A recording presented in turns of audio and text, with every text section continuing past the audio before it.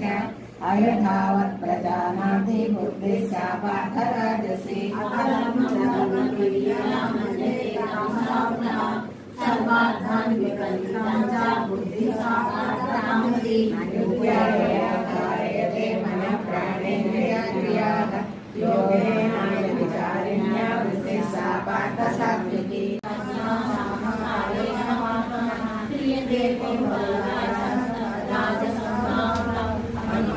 क्षयं हिंसा मनमेति च पौरुषं